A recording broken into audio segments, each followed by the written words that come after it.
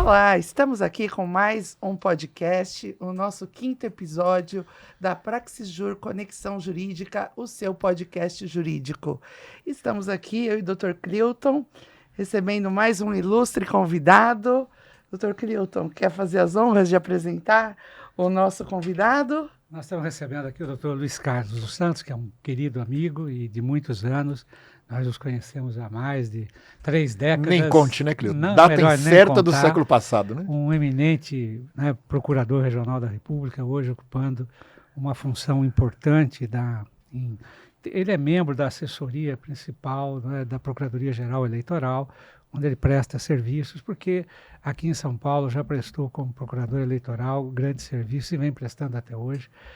E é alguém que conhece o direito, é mestre, doutor em direito pela PUC de São Paulo, é autor de livros nos mais variados assuntos e, mais ultimamente, autor de várias obras no âmbito do direito eleitoral, que ele leciona em São Paulo, em todo o Brasil, e o Luiz é uma pessoa muito solicitada para alunos que têm interesse na especialização nessa área, e ele tem trabalhos excepcionais sobre os quais nós vamos hoje conversar, de modo que eu acho que vai ser para todos nós uma oportunidade de grande aprendizado sobre um tema que não é tão comum na vida do advogado, a não ser os especialistas, que é o direito eleitoral.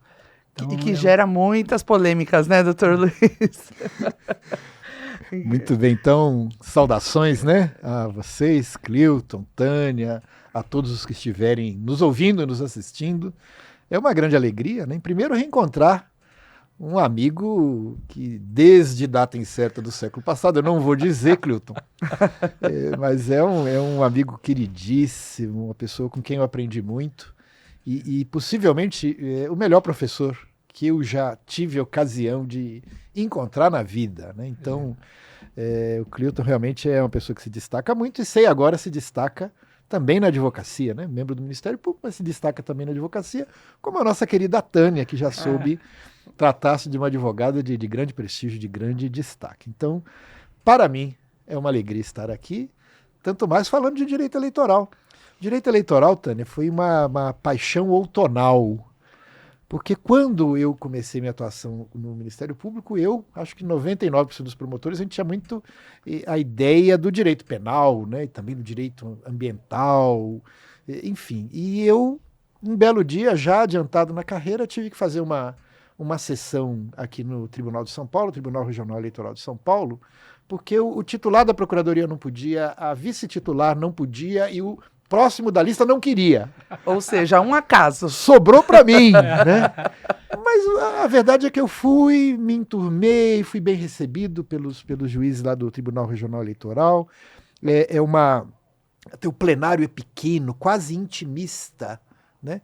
As pessoas fazem sustentação oral e nem precisam do microfone, usam, mas nem precisariam porque a gente ouve. Então, há uma proximidade, né, dos operadores do direito ali. Então, eu me encantei com aquele ambiente e desde então, né, eu troquei de paixão, Clilton.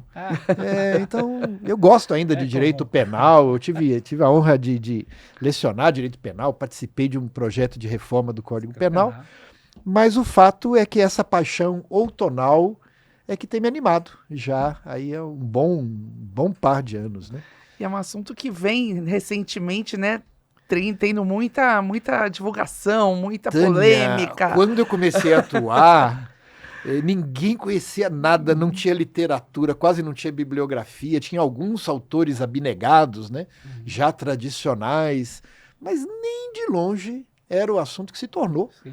Um dia eu estava tomando café na padaria e os chapeiros estavam ali discutindo, né, porque esse negócio da AIJA aí, contra não sei o quê, eu não sei se foi bem, e não era caso para decretar inelegibilidade, aí o outro discordou, falou, não, eu acho que era assim.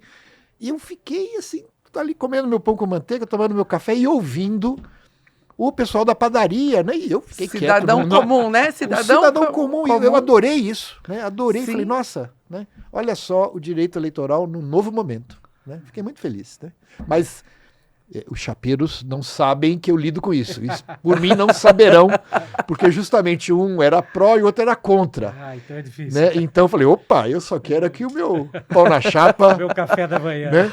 O meu pão com requeijão na saída, né? Porque tem o requeijão de entrada, e de saída, eu uso de saída. Então eu fiquei quieto. Mas a verdade é essa. Hoje o direito eleitoral tem despertado um interesse na cidadania que não despertava antes. É verdade. O direito eleitoral, né? As pessoas comentam, né? Sabem mais o nome dos nossos ministros do que dos nossos jogadores que compõem a seleção. Olha, isso até porque, vamos ser sinceros, né? A nossa seleção tá complicada, né? Tá complicada. É 7-1 para cá, é 4-1 para lá, então deixa eles. Ela não lá, é né? assunto, não é um bom assunto. Né? Não é um bom assunto.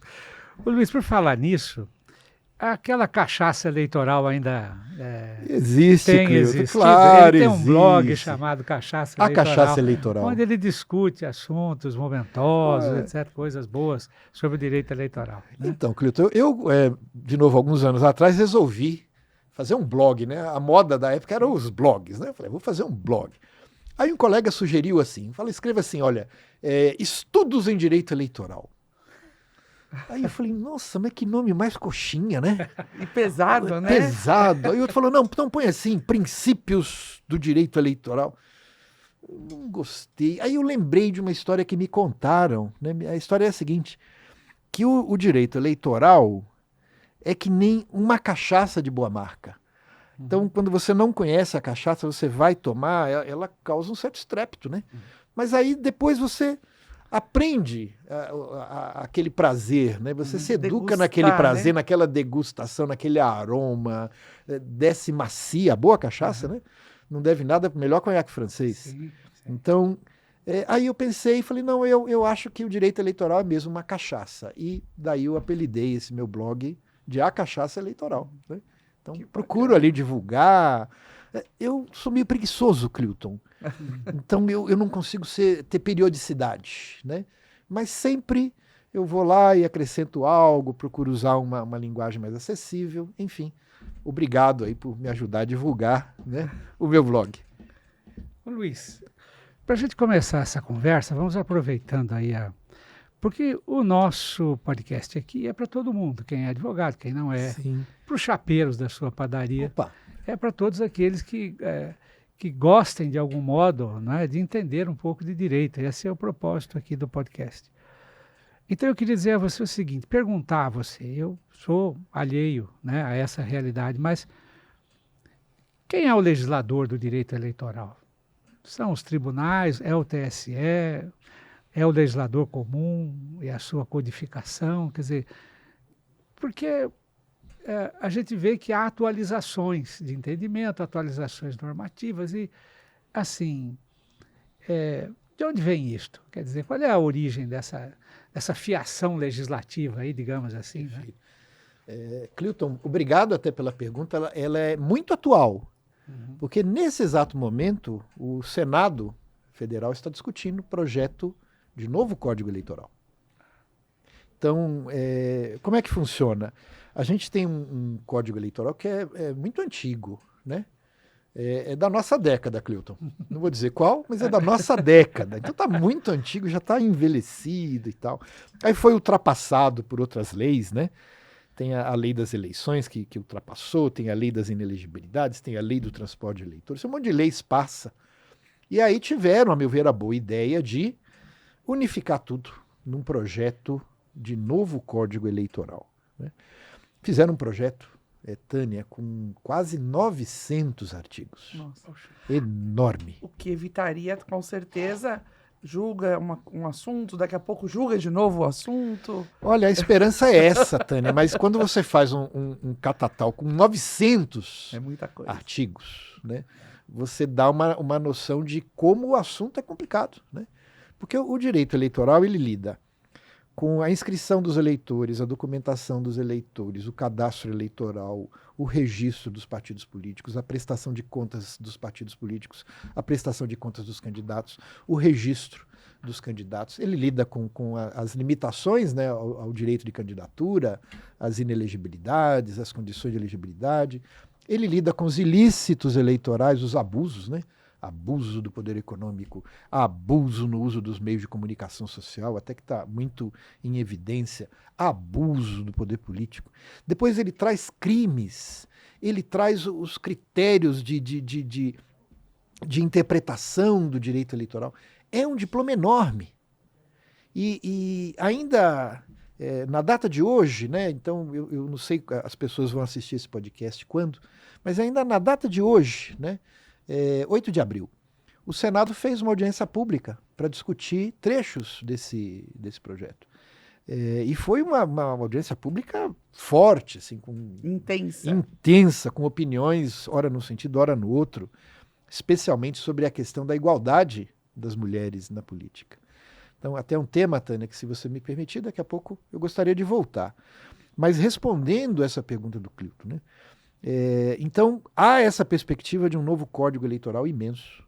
E eu aqui comigo, eu estou pensando assim, tomara que não aprovem agora. Tomara que não aprovem agora. E por que eu estou dizendo isso? Que o projeto é ruim?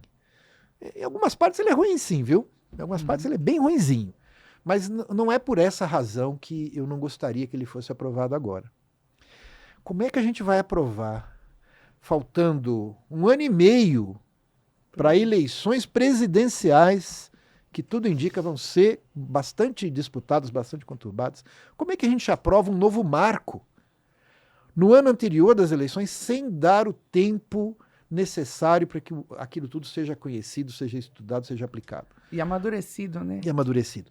A Constituição diz, olha, você não pode alterar, né, as regras do processo eleitoral 1 ano antes da eleição. Mas 1 ano é nada. Então, eu estou torcendo para que não aprovem agora, para que haja uma oportunidade de maior amadurecimento, de maior reflexão, que aqui e ali se façam correções de rota. E o ideal, né, para a gente que lida com direito eleitoral, a gente diz assim, as inovações precisam ser testadas nas eleições municipais, para depois serem aplicadas às eleições gerais. Né? Então, você não vai testar na eleição geral, você não testa no maior, você testa naquela eleição mais próxima do eleitor, que é a eleição municipal. Então, eu estou torcendo para que não aprovem esse projeto antes de... Se aprovarem em novembro desse ano, já está tudo bem, porque não será aplicável às eleições de 2026.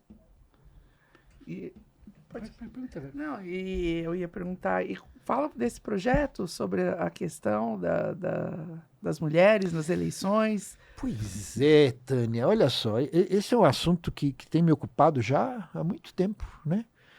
Porque as pessoas falam na crise de representatividade, né? Falavam já antigamente, falam hoje, vamos falar sempre. Não, e assim, eu vendo uma cena lá do Senado, enfim, essa semana mesmo, eu olhei e falei, meu Deus, é 90% de homens, né? Acho que até mais. Quando não mais.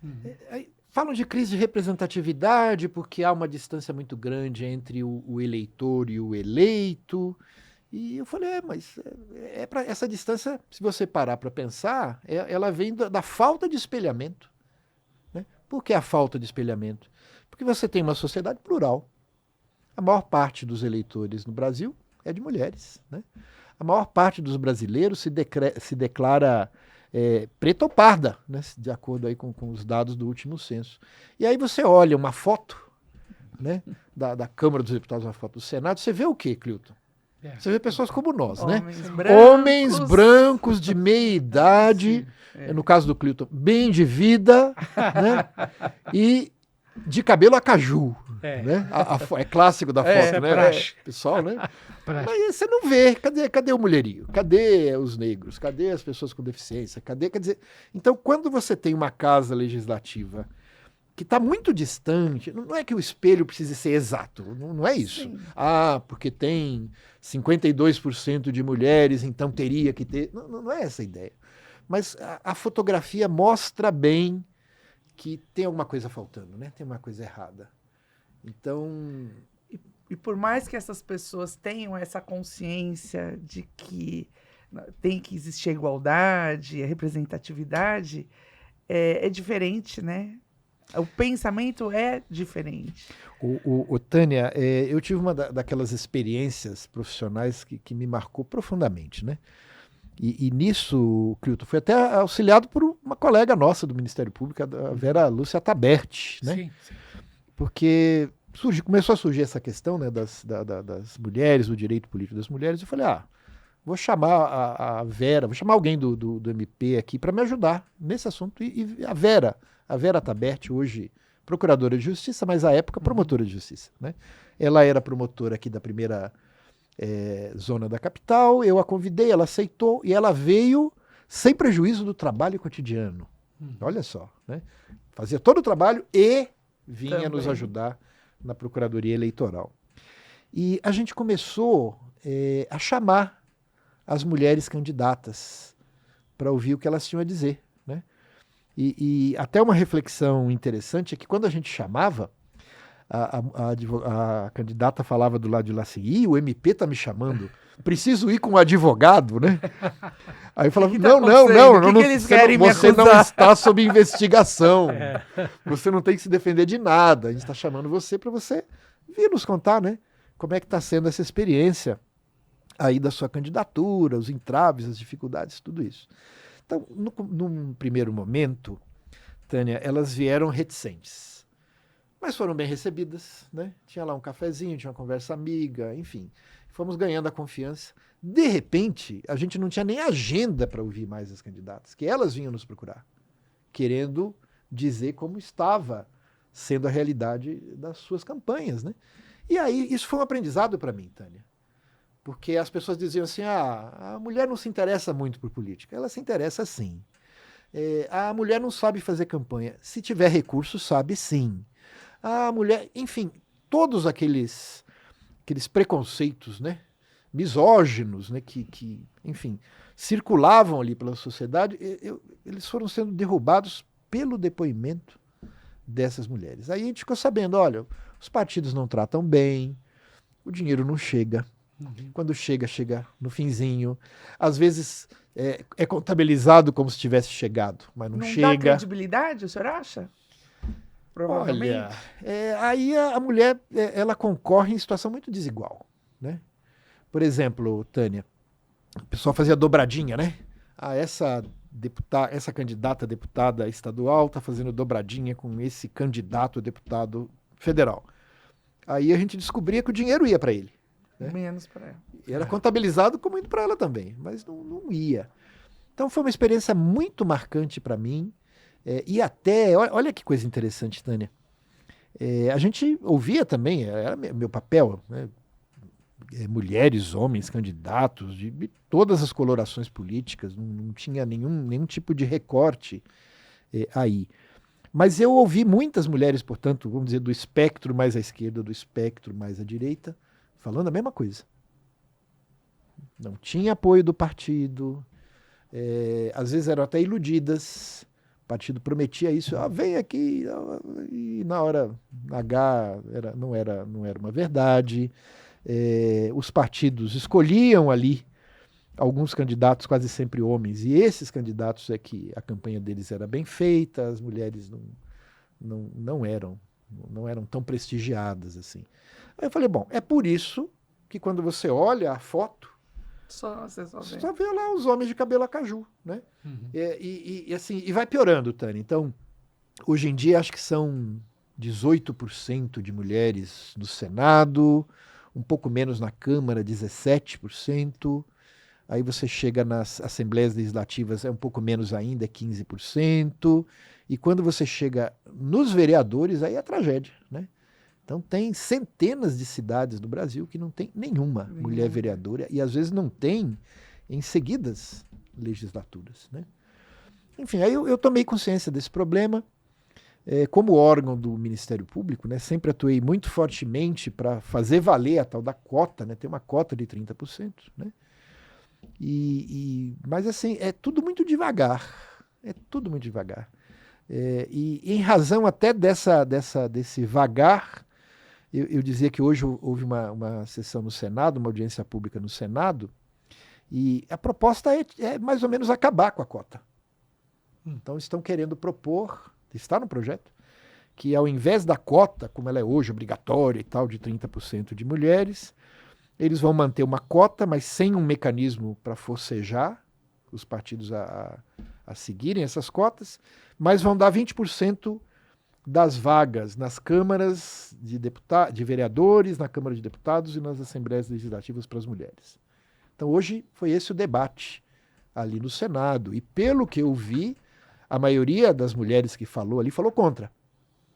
Falando assim, olha, vocês estão prevendo um piso de 20% para mulheres, mas a estrutura desse piso é tal que não vai ser piso, vai ser teto. Então nunca mais as mulheres vão ter mais do que 20% de representação política no Brasil. Então isso foi o debate hoje. Eu vi, por isso que eu falei, foi intenso. Porque eu vi professoras mulheres falando com muita veemência em relação a esse temor de retrocesso. E a gente vê muitas pessoas, né? Eu vejo, até falo minha mãe, né, depois que se aposentou, ela tem quase 10 mil seguidores, porque ela fala de política, ela ama falar de política. Olha só. Às vezes eu chego em casa, na casa dela, e falo, mãe, pelo amor de Deus, um pouco menos de política hoje. Mas a gente vê muitas mulheres falando, né? O problema eu acho que é estar à frente. Isso. E a gente vê tantas cenas constrangedoras que talvez isso, né, doutor? Eu ia lhe fazer uma pergunta aqui que me ocorre. E não sei se você tem uma resposta, mas assim, a cota, seja para mulheres, para pessoas com deficiência, negros, etc., ou pretos, como hoje é mais adequado, essas cotas não deveriam estar nas direções partidárias e não nas candidaturas, porque me parece que há uma verticalização das decisões e, na verdade, quem define o interesse político da agremiação partidária é a direção partidária, não são aqueles que eles distribuem as candidaturas à medida do interesse da cúpula, da direção. Então, se as cotas lá para baixo podem ser interessantes, já é um grande avanço. Mas as cotas nas direções partidárias me parece mais eficiente, né? Cleiton, eu vou fazer uma brincadeira, né? Porque eu costumo ouvir muito colegas minhas, mulheres, dizendo assim, não, a mulher tem que estar onde ela quiser, né? Mas um lugar que eu indicaria, que seria muito interessante que elas estivessem e que realmente houvesse uma cota, é na direção partidária. O seu feeling foi preciso. Porque você tem a cota das candidaturas, eu sou a favor delas, mas se você tem direções partidárias que funcionam como clubes do Bolinha, a eficácia dessa cota se reduz, né? E precisava, né? A gente tem uma situação, Cleiton, que os partidos no Brasil são um caso constitucional merecedor de maiores reflexões. Eu defendo os partidos políticos, acho que eles são imprescindíveis, eu não sou favorável a candidaturas fora de partidos, eu acho que isso é complicado, mas eu acho que os partidos tinham que ter um choque interno de democracia. E como esse choque interno parece que não vem nunca, um dia uma leizinha, uma interpretação constitucional, um artigo constitucional dizendo, olha, os partidos no regime democrático precisam ser, eles mesmos, democráticos. Então, não adianta você pensar numa cota externa e se nos partidos essa cota não existe, né? A grande maioria das direções partidárias, Cleiton, é assim, vamos jogar dominó com eles, entendeu? Vamos jogar bocha, clube do Bolinha, né? E aí, realmente, as mulheres são penalizadas por essa situação. Essa que é a realidade, né? Então, são muito penalizadas. Uma evolução, né? É uma evolução, a gente tem que passar por cima dessa questão cultural. Eu ainda acho que a gente ainda tem muito esse reflexo cultural. Tem sim. Né? E quer ver, Tânia, para mostrar como há um impacto cultural, uma vez eu participei de um debate, e aí o sujeito falou assim, não, mas eu acho um absurdo que tenha essa cota de 30% de mulheres, né? Porque não sei o quê, porque não sei o quê. Eu falei assim, olha, mas vamos lá. Primeiro, que a lei não diz que é uma cota de 30% de mulheres. A lei diz que é diversidade de gênero 30 e 70. Então, o partido poderia ter 70% de candidatas mulheres e 30% de candidatos homens. Mas a prova de que essa cota é imprescindível é que isso nunca se viu. Nunca houve, né, um partido que tivesse lançado 70% de mulheres e 30% de homens. Nunca se viu. E a gente chega numa situações, Tânia, que são assim, quase caricatas, né? Então, uma reforma legislativa que fizeram, disseram assim, olha, vamos criar uma ação afirmativa em prol das mulheres. Então, nessas eleições, em mais 2 ou 3, 15% dos recursos do partido tem que ser destinados a candidaturas femininas, né? Aí, um colega leu, eu li, aí até uma colega minha, né, Ana Paula Mantovani, falou assim, tá esquisito isso, Luiz. Eu falei, mas por que tá esquisito? Ele falou, mas os partidos não são obrigados a lançar 30% de mulheres? São. Por que o percentual de 15% dos recursos tinha que ser igual? E, olha, foi preciso o Procurador-Geral da República entrar com uma ação direta de inconstitucionalidade lá no Supremo para dizer, olha, não pode ser. Se é 30% aqui, tem que ser 30% acolá, né? Uhum. Então há um aspecto cultural, Tânia, muito forte, né? Muito forte. No dia em que as condições forem igualitárias, né? Aí você vai ter vezes que vai eleger mais mulher, vezes que vai eleger mais homem, vezes que vai eleger mais negros e pardos, vezes que vai... Enfim, eu sou pela igualdade da disputa. Numa disputa igualitária, pode ganhar um, pode ganhar outro, pode perder um, pode perder outro. Mas a gente vê que há uma estrutura que não é igualitária. É uma estrutura que dificulta a quem não é branco de meia idade, rico e de cabelo a caju, ganhar a eleição. É essa estrutura que eu acho que tem que ser revista. Entendi. Eu queria lhe fazer uma pergunta. No nosso país, em que o espectro dos partidos políticos é sempre similar, você não tem nada que defina um ou outro com diferenças substanciosas. Os programas são, no geral, muito parecidos. E, enfim, há partidos de esquerda que não se afirmam como tais, enfim, há partidos de direita que adotam teses de esquerda, enfim. Não é possível conceber uma candidatura individual de quem não se enquadre num perfil que é esse perfil sintomático, idêntico, secular.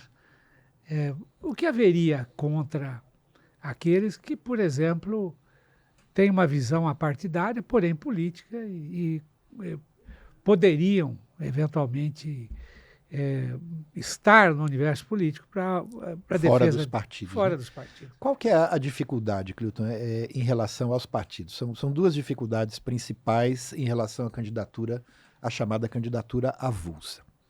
A primeira dificuldade é de governar a coisa toda. Porque você imagina o seguinte, um presidente da República, ou um governador de estado, ou um prefeito, né, que precisa de fazer uma negociação com a Casa Legislativa. Okay? Imagine se esse presidente tivesse que negociar com 513 pessoas que estão ali, cada uma falando por ela mesma, sem uma junção partidária. Sem uma ideologia. Seria uma espécie, Cleuton, de reunião de condomínio com 513 pessoas. Não Já fizemos um podcast sobre isso aqui. A chance de dar certo é nenhuma. Porque você não tem nenhum instrumento de negociação. Quer dizer, você vai ter que fazer uma negociação individual. Né? Essa, então, é a primeira dificuldade, a da governabilidade. Né? Então, num sistema democrático, vamos dizer assim, de funcionamento ideal, a negociação política, sempre precisa haver negociação política, eu não sou contra. A negociação política é a busca do consenso. Então, você puxa muito para cá, o outro puxa muito para lá, aí o espaço do diálogo é você tentar encontrar um ponto de equilíbrio, uma intersecção. Fazer isso com 513 pessoas, ou em outros, 90 e tantos numa casa legislativa, é impossível. Então, o papel dos partidos é justamente facilitar isso, é canalizar a partir de uma certa perspectiva. Eu sei que no Brasil a ideologia dos partidos é muito frágil, né? Mas isso é um problema sério. Acho que eles tinham que avançar no sentido da sua própria conformação ideológica. A segunda dificuldade é a seguinte. Eu até participei de um debate com uma deputada estadual aqui de São Paulo, foi muito bem votada. E ela estava às turras com o próprio partido, né? Não, porque não sei o quê. Então ela disse para mim, eu sou favorável à candidatura independente. E eu falei assim, olha, mas pensa bem. Você teve uma votação expressiva e em razão dos votos que os seus milhões de eleitores lhe deram, o seu partido elegeu 6 deputados estaduais. Se você fosse uma candidatura avulsa, você seria eleita sozinha. Então, o voto dos seus eleitores, veja só, hoje ele elege 6 e nesse sistema que você mesma está propondo, ele elegia só você. Então, no sistema proporcional, é muito difícil a candidatura avulsa. Países que adotaram, enfrentaram essas dificuldades. Então, o México chegou a ter candidaturas avulsas, depois voltou atrás, depois tentou de novo. Enfim, eu acho que a candidatura avulsa é um remédio que se pensa para a falta de consistência ideológica dos partidos, né? E eu acho que há remédios melhores. Por exemplo, o voto de lista fechada seria melhor. Ao invés da gente votar em cada candidato que faz uma eleição multimilionária, difícil, complicada, os partidos fazem eles mesmos uma lista, por isso que eles precisam ser democráticos internamente, né? E aí você vota no partido. Eu sou, sei lá, minha ideologia é essa, procura um partido que se aproxime. Minha ideologia é aquela outra, procure um partido que se aproxime. Então, para o problema que existe, que é a falta de consistência ideológica dos partidos, eu vislumbro uma solução menos traumática, que é transformar o sistema de listas abertas que nós temos hoje no sistema de lista pré-ordenada, né? Que é como funciona em quase todas as democracias que adotam o sistema proporcional. O Brasil é jabuticaba nesse assunto. Porque aí, se vocês dois forem candidatos do mesmo partido, vocês não estão disputando com os candidatos de outros partidos. Vocês estão disputando entre vocês. Então é uma espécie de briga de todos contra todos, né? Enfim, até hoje não passou, não sei se vai passar essa proposta da lista fechada. Ela está no projeto do novo código? Não. E hoje ainda o relator do projeto lá do Senado falou, olha, uma maneira boa de resolver a falta de participação feminina é a lista fechada, porque aí você alterna, né? Um homem, uma mulher, um homem, uma mulher, um homem, uma mulher, e no final você tem um índice paritário. Quando o Brasil é comparado com outros países com relação à participação feminina, a gente está lá na rabeirinha.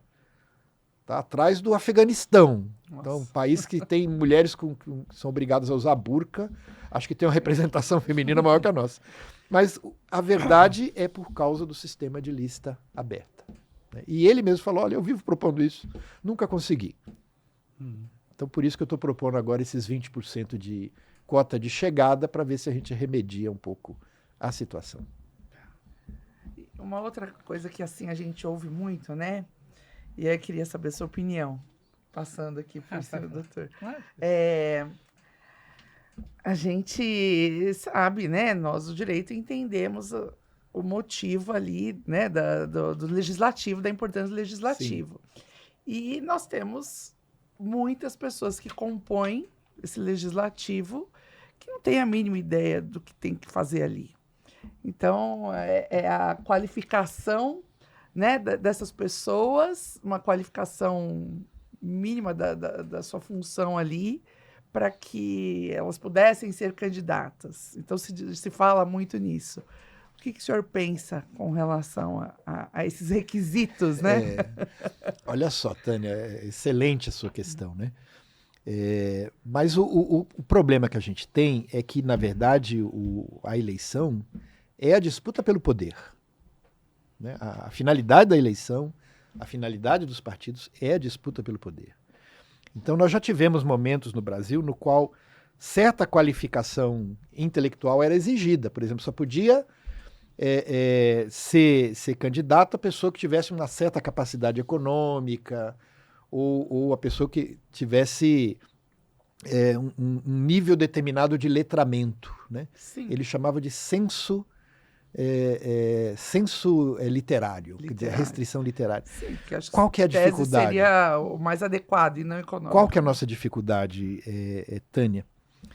Infelizmente, nós temos, historicamente, né, no Brasil, isso é culpa do Estado brasileiro, essa é a minha visão, nós temos dificuldades educacionais tremendas. Tremendas, Sim. tremendas. Então, se a gente, de partida, exigisse essa condição, a gente ia alijar da disputa pelo poder um segmento muito expressivo da sociedade. Muito, muito expressivo mesmo. Aí, veja, seria uma democracia até juridicamente elitista. Então, eu não formo com essa restrição. Mas tem uma solução, Tânia, que, a meu ver, não tem sido bem aplicada. Os partidos recebem dinheiro público, e não é pouco. Recebem dinheiro do fundo partidário, recebem dinheiro do Fundo Especial de Financiamento de Campanhas, estamos falando de bilhões de reais. E entre esses recursos, parte deles vai para as chamadas fundações partidárias. Então, todos os partidos podem ter uma fundação, que é para quê? Que é para preparar, que é para discutir, que é para fazer a doutrinação política, que é para capacitar as mulheres. Então, essa dificuldade que você aponta é inegável. Né? É inegável. Né? Existe. Mas existe uma solução que talvez não seja muito bem custeada com recursos públicos, e eu acho que os partidos não estão aproveitando esse dinheiro para essa finalidade. É a impressão que eu tenho. Então, veja, ao mesmo tempo que eu entendo a sua preocupação, né? É inegável que a gente vê isso, mas a gente vem desse país com graves dificuldades de letramento, né? Infelizmente, o Brasil vai mal naqueles testes internacionais, né? O PISA, infelizmente os nossos níveis, né, de evasão escolar são tremendos, por uma série de coisas. Mesmo o percentual de brasileiros que têm curso superior, né? E vejam que os cursos superiores no Brasil têm qualidade desigual, para usar um eufemismo, né? Mas mesmo esse percentual nos coloca muito atrás de outros países da América Latina. Poxa. Então, é só por essa razão que eu falo, não, acho que o caminho não é limitar na disputa, mas que os partidos cuidem disso, né? Com esse dinheiro público que vai para eles.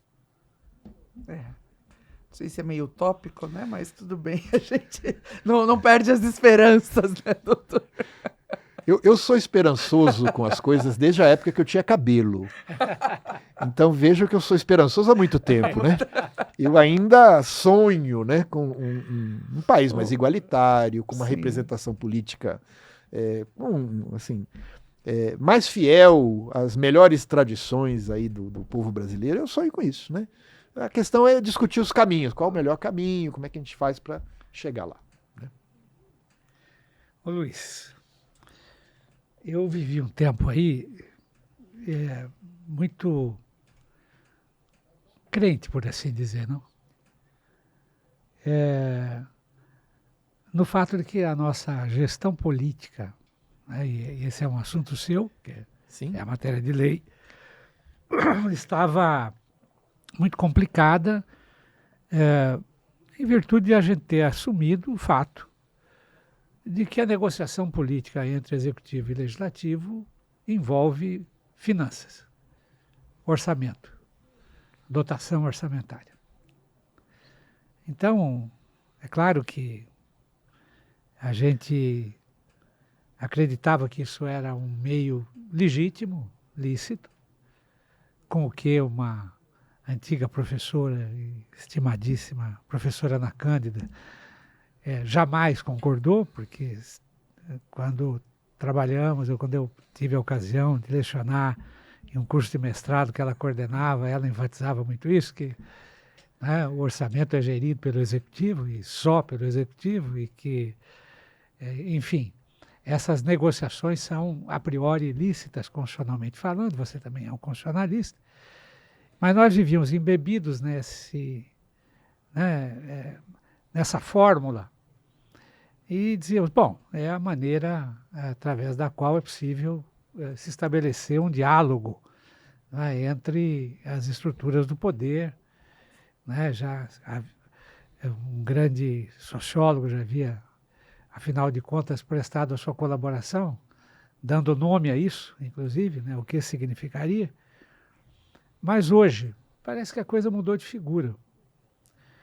Assim, que negociação é possível entre executivo e legislativo que tem um tacape na mão e o direito a uma fatia enorme do orçamento, de modo que a gestão orçamentária, estranhamente, está subdividida entre o executivo e o legislativo, e de modo que um dialoga com o outro, sempre tendo o chefe do executivo, né, contra a sua cabeça um revólver, né, com poderes substanciosos, digamos assim. Que nome se dá a esse regime de governo? Clilton. Ele quer te colocar na fogueira. Ele quer, né? Todo mundo, vocês estão vendo, né? Clilton, eu vou... presidencialismo de coalizão já é do passado. Né? Eu vou trazer aqui a fala de um jurista extraordinário, um ministro extraordinário do Supremo Tribunal Federal, já falecido, mas sempre pranteado, né? Que é o nosso Sepúlveda Pertence. Sim, claro. Então, o Sepúlveda Pertence num acórdão, ele estava até discutindo lá nesse acórdão um assunto que já foi objeto dos meus estudos, né? As comissões parlamentares de inquérito. Ele diz assim: quando a lei dá poderes, com a mesma mão ela dá responsabilidades.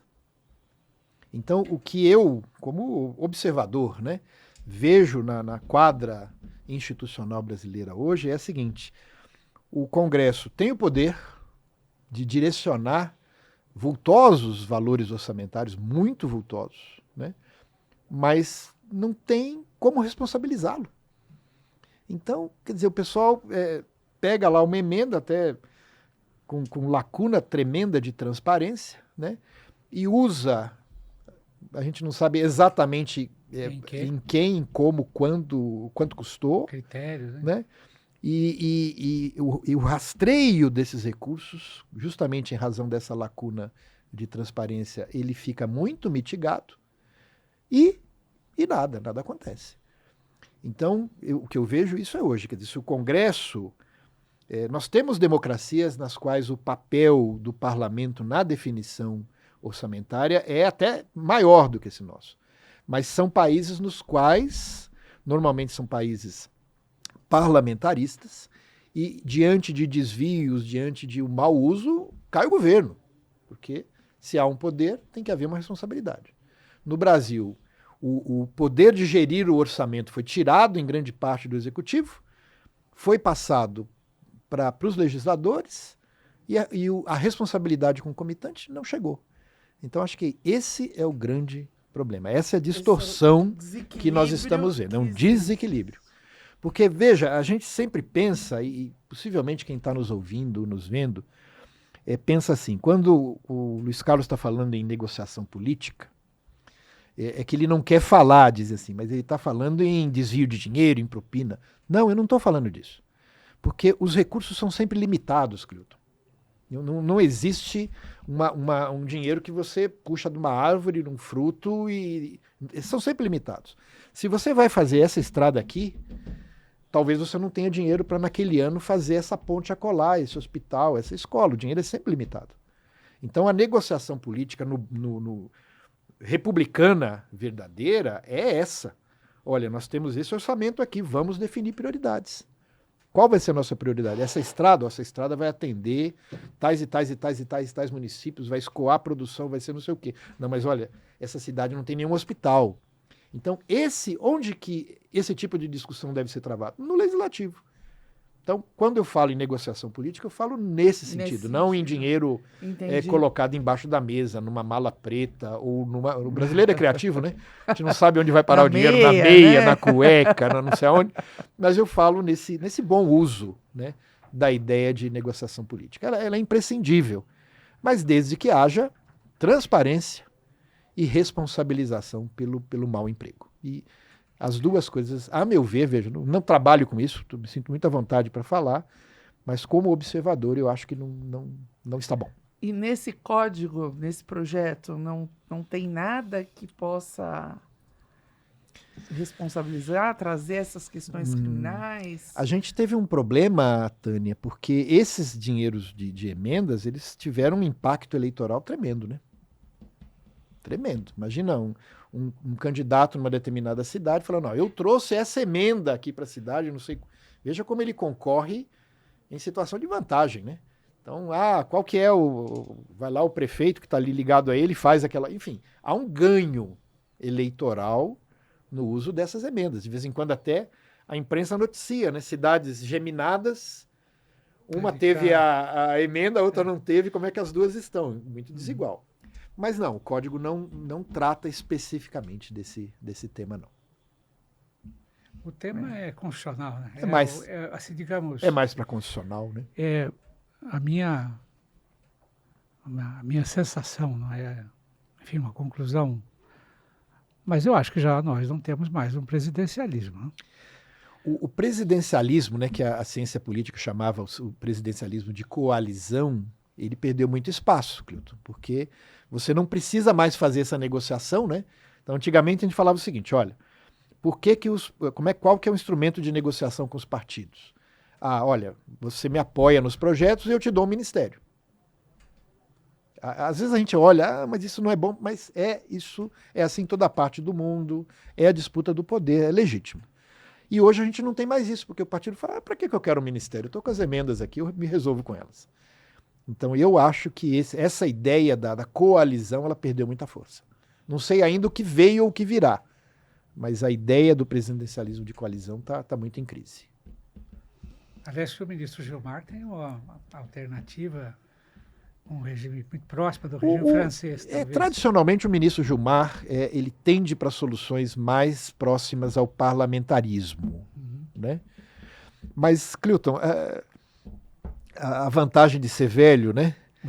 É que a gente se lembra de coisas de antigamente. que deram e que não deram certo, né? E eu me lembro até hoje, né?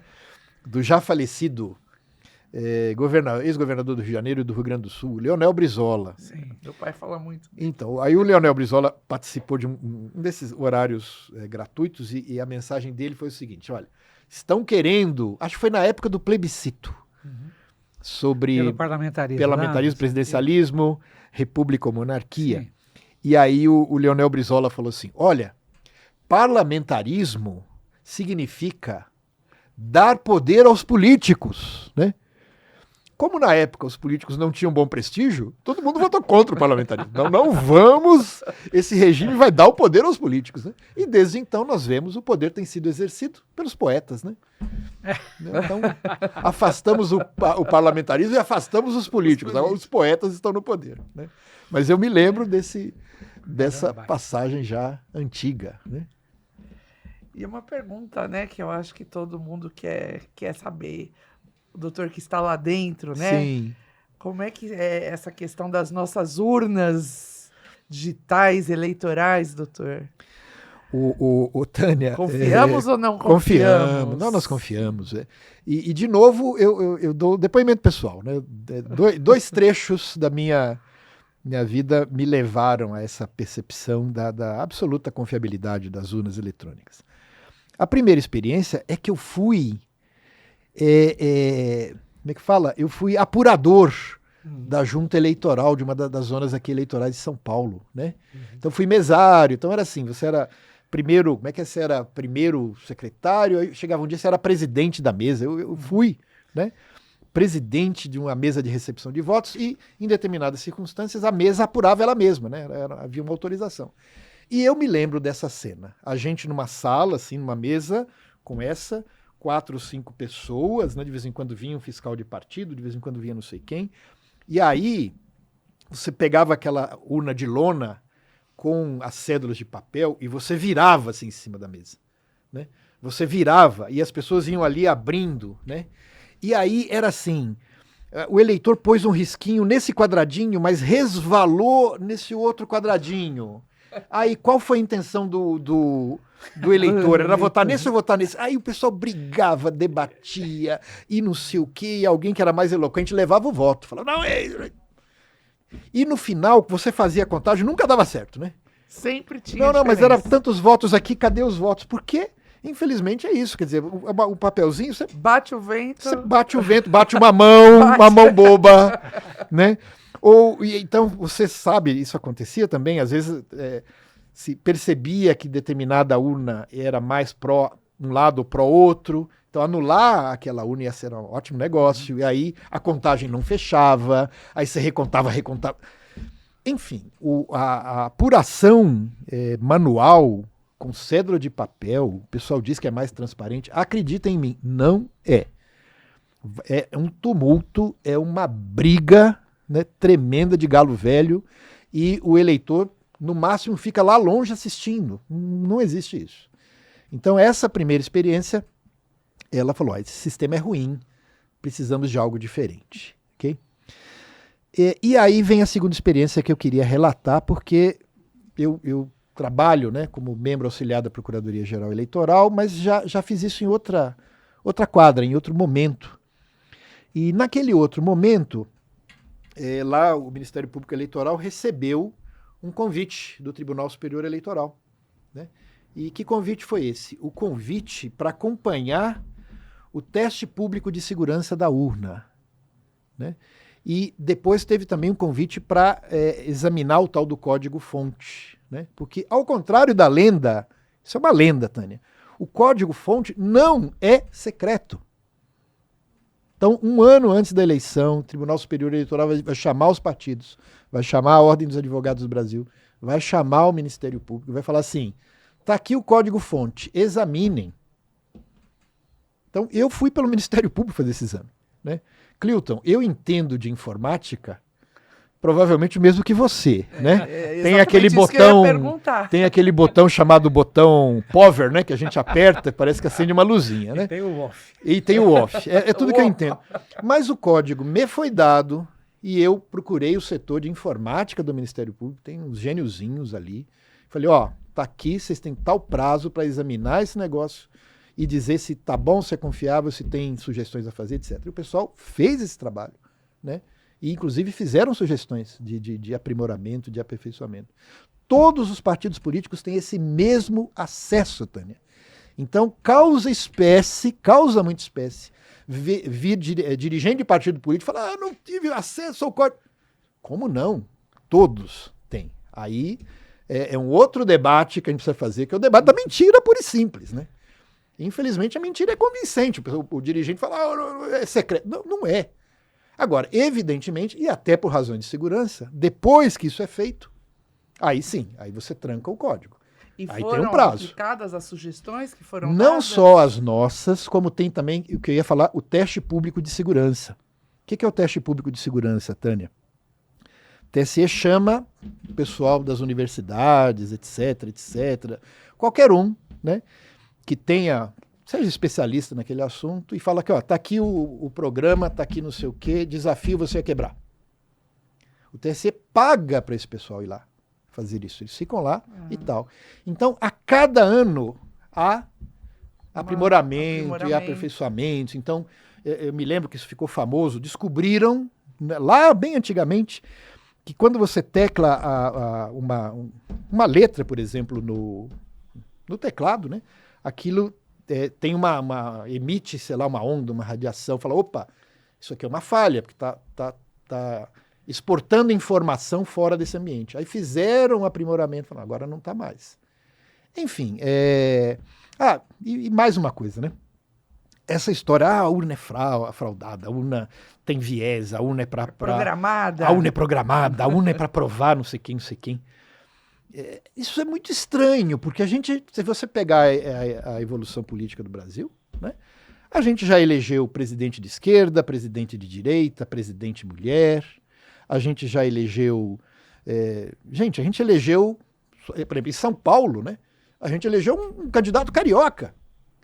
Então, numa determinada linha ideológica, mas depois elegeu outro. Né? Se você pegar o prefeito de São Paulo, ora era de uma linha, ora de outra. Então, mesmo nas últimas eleições, ganhou falando não sei quem, mas olha o Congresso majoritariamente em linha oposta a essa do presidente. Então, que fraude é essa que elege tanto pessoas de um viés quanto de outro, né? Então, não parece subsistente essas alegações. E até, né, todo esse debate aí que tem acontecido, ficou demonstrado, né? Os próprios militares foram examinar o negócio e falaram, não tem falha, nada está acontecendo aqui. Enfim, eu acho que é uma conquista dos brasileiros, né? O brasileiro é um povo complicado, Tânia, porque às vezes a gente tem o Nelson Rodrigues falava da síndrome de vira-lata, né? Uhum. Então, é uma tecnologia nossa, a gente desenvolveu, a gente fabricou, a gente exportou. Não, essa não serve. A gente não acredita essa nela, não né? é boa é estrangeira. Aí fala, qual? Americana?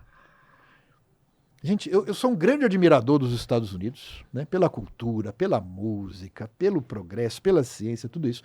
Mas se tem um assunto que os Estados Unidos vai muito mal, é a organização das eleições.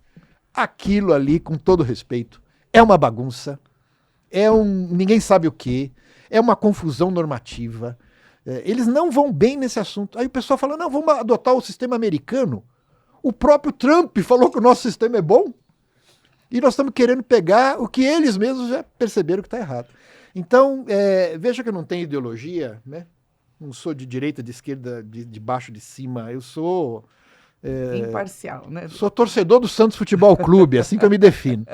Mas realmente as urnas são uma conquista, elas são confiáveis, o eleitor pode ir lá depositar, não vai acontecer nenhuma manipulação, a urna não é conectada na internet, não tem como você hackear, enfim, não vejo problemas nisso. Eu acho que o Brasil tem problemas seríssimos, Tânia, né? A gente está discutindo né? O problema da representatividade política, da falta de espelhamento. A gente falou de outro problema, que é a questão da educação, um problema seríssimo nosso, que nós brasileiros temos que resolver. A gente tem problema de moradia, problema de segurança pública, a gente tem tanta coisa para a gente colocar o nosso esforço e melhorar, e a gente está brigando com o que funciona.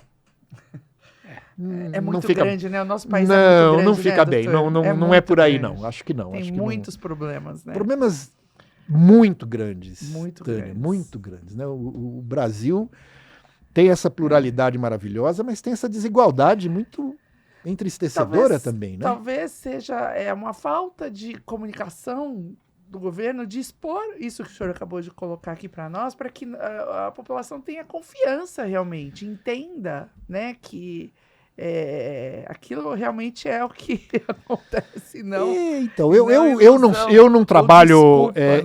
eu não trabalho com marketing, né? Mas às vezes eu vejo o marketing em geral, estatal, né? Ele é muito coxinha, né? Então, se ele fosse criar um blog, ele não ia chamar de cachaça eleitoral, ele ia chamar de né, algum termo meio pomposo. Mas eu acho que é isso. A informação de qualidade, pelo menos essa que, como membro do Ministério Público Eleitoral, eu posso trazer, é nesse sentido de confiabilidade do sistema. Bom, fico mais tranquila. Eu queria saber só uma coisa, eu acho que não sei como é que a gente está de tempo. Temos temos mais 2 minutos. Olha mas, só, como tagarelamos, né? Aproveitando bem esses 2 minutos, eu descobri que por força dessas injunções todas, as novidades das redes sociais, eu tenho me empenhado em estudar isso. Nós tivemos necessidade hoje de um constitucionalismo digital. Aí você é um constitucionalista e estou me dirigindo a quem de direito, portanto. E o constitucionalismo digital surge por razões muito óbvias que muitos negam, né? Ou seja, a força do poder econômico que hoje existe no mundo em razão, principalmente como ocupação dos meios digitais e propagação de falsas verdades, etc., o que já redundou em eleição de presidentes, enfim, pelo mundo afora. O interesse econômico desses grandes grupos, etc. Ao que parece, nós não somos alguém que esteja fora do círculo dessas ameaças. O que nós podemos entender, já com eleições à porta, a respeito de como se deve fazer o controle das mídias digitais, numa era de pós-verdade, E como fixar um limite claro àquilo que se divulga como liberdade de expressão, de um modo ou de outro? Clilton, esse é o tema do próximo podcast, é isso? Porque a colega acabou de falar que nós temos 2 minutos, você me faz uma pergunta dessa, meu amigo. Olha só, é claro que não dá para responder, mas eu de novo quero contar uma coisa que até me comoveu recentemente. Eu sou morador de um bairro tradicional de São Paulo, um bairro antigo, de classe média, né? E um prédio bonito que tinha nesse bairro, o prédio está lá ainda, mas era um prédio muito bonito, ele tinha um relógio, aquele estilo inglês, etc. Era o prédio da imprensa oficial. Por quê? Porque ali se imprimia o Diário Oficial do Estado de São Paulo. Imagina, acho que as novas gerações nem sabem do que se trata, mas era um calhamaço impresso que era transportado, tinha todo um sistema de transporte por todo o estado para sair o Diário Oficial. Aí os advogados, na época, a gente precisava ficar ali lendo aquilo ali, aí você contratava lá a ASP ou a OAB, e mesmo assim você fazia o papel do estagiário de direito era ficar escarafunchando ali a página para ver se tinha alguma intimação, né? Não se imprime mais o Diário Oficial, não existe mais o Diário Oficial. O prédio, ao que soube, vai ser demolido. Nossa. Então, se a gente pensa no constitucionalismo do Diário Oficial impresso, a gente está olhando para o passado e não está vendo o nosso ao redor. Então, é claro, Clilton, a gente precisa pensar sim no constitucionalismo, no direito civil, no direito penal, no direito processual, com base nas tecnologias que a gente tem acessíveis hoje, que podem servir muito bem e muito mal, né? Eu contava, antes da gente começar a gravar, uma experiência que tive, examinando um recurso especial, no qual a parte trazia um acórdão que, nossa, eu fiquei admirado, como aquele acórdão era favorável às teses daquele recorrente. Falei, nossa, mas se tem esse precedente judicial, tá tudo resolvido, né? O cara vai ganhar a causa. Nem sei porque decidiram contra, né?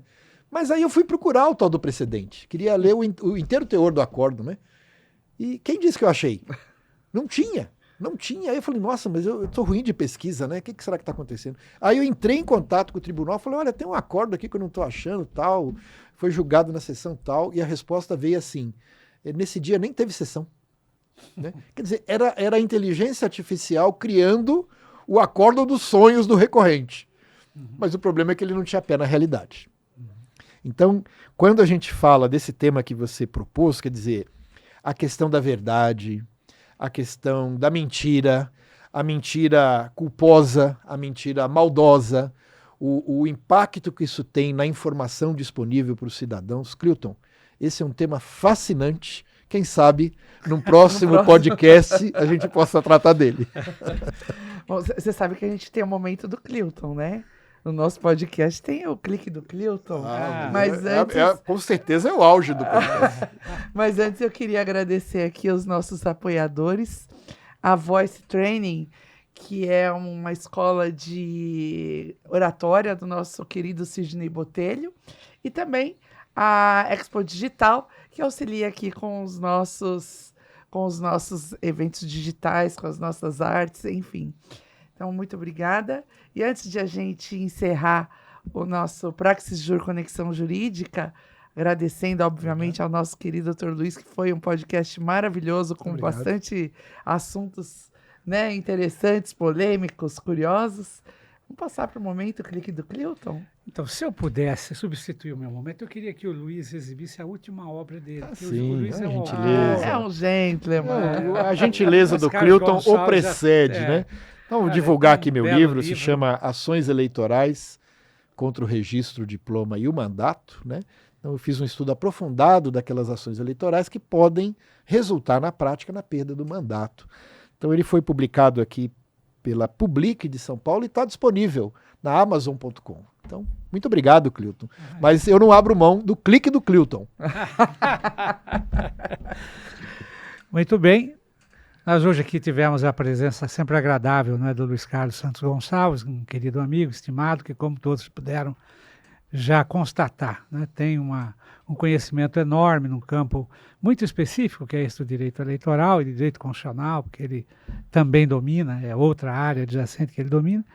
E hoje nós pudemos aqui colher, né, para nós todos, advogados ou não advogados, a relevância do tema direito eleitoral e cada dia mais no nosso cotidiano.